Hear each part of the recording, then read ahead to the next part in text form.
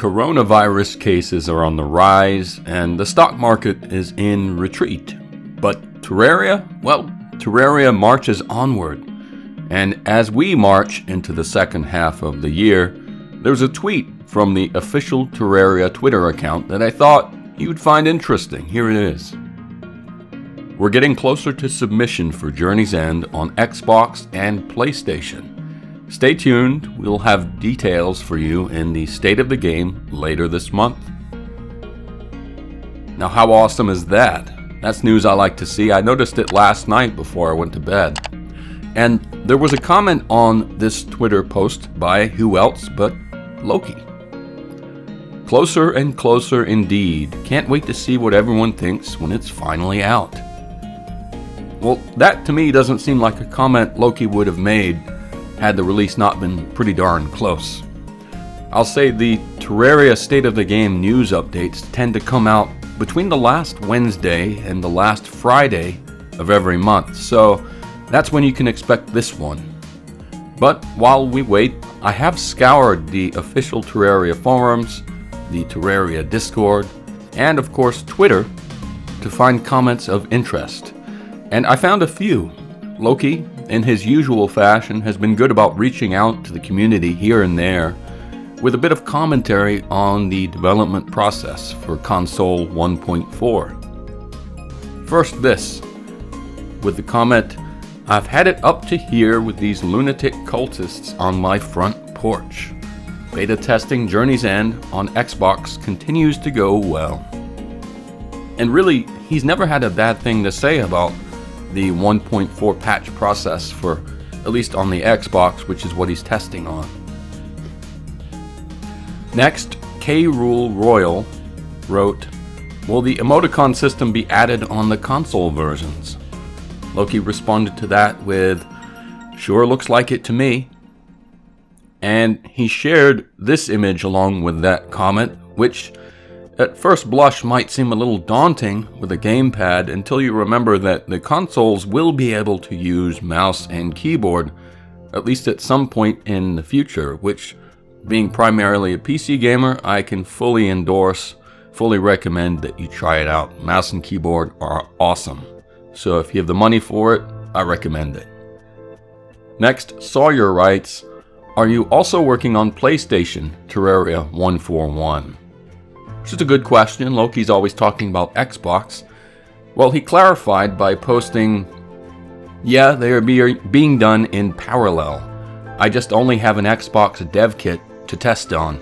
So that's why it's always Xbox with my messages. So fear not, if you've got a PlayStation, you're going to be fine. They're working in parallel."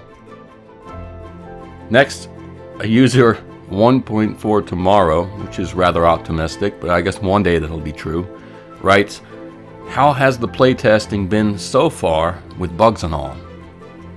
Loki's answer to that was, "Not terrible, just mostly some visual stuff that needs addressing, along with a few wonky control things.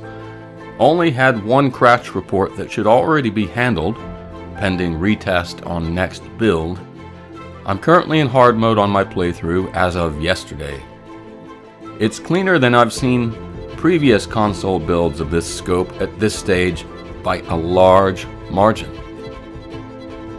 And to make that comment even more optimistic, that was about 2 weeks before I made this video, so it's already a little bit out of date. But even back then, things apparently were going rather smoothly. Loki also wrote independently, "I know they have a lot more optimization planned too, so I'm looking forward to that. Not that performance is bad at all, it isn't. Just that I am always a fan of as much as you can squeeze out on that front." And I can't disagree with that. Cymax writes, "P.S. What play are you on? Beginner, pre-hard, or after Moonlord?" Loki's response was, "I use Journey mode for testing, as it allows for very rapid checks of multiple difficulty levels and generally just speeds up the process without having to resort to outside the game methods." That makes sense, doesn't it? He's got a lot more freedom if he's using Journey mode. And then another independent comment from Loki was, should be fiddling with multiplayer soon. Though split screen testing is going to be a bit challenging, I'll have to recruit family members. I like the choice of horizontal versus vertical now. And I was wondering if they were going to implement that, because given the widescreen television setup most people have these days, it seems to make sense to try vertical as well. 1.4 Tomorrow was back with the comment, "Split screen is where I still have the most game crashes, and I'm on the Xbox Series S." Loki responded to this with, "This is why general performance is good to maximize, as split screen just puts that much more pressure on the system. I'm trying to hold off testing it until they have some of that work done, just so I'm seeing it in a more finished state. Optimizations are on the table very shortly, and in the meantime I can finish my single player playthrough."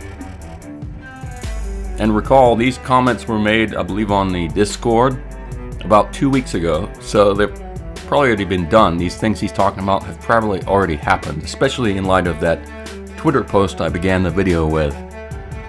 And then finally, 1.4 Tomorrow was back with another comment. Specifically, the crashes would occur on occasion when dropping items. I'm not sure if you guys have come across that issue before.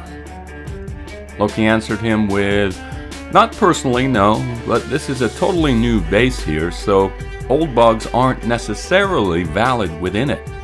That is a blessing and a curse testing-wise. Easily enough to check when the time comes. I'll just let a ton of stuff drop and sit during an invasion, and then start tossing things out, etc." So he's got a plan for that if he needs to test for that. And that's everything I could find regarding the console 1.4 update. If you're a Switch user, fear not. They've said time and again that the Switch version is just going to be a little bit behind the Xbox and PlayStation versions. It doesn't sound like it's going to be terribly far behind, but obviously you have a bit of a sting because the PlayStation and Xbox folks will be getting it a little bit in advance of the Switch. But hopefully everyone gets it before the end of the summer. The July State of the Game update should be here before we know it, and hopefully the first of the console 1.4 patches will be shortly behind that. So, until then, stay healthy and be excellent. Thanks for watching.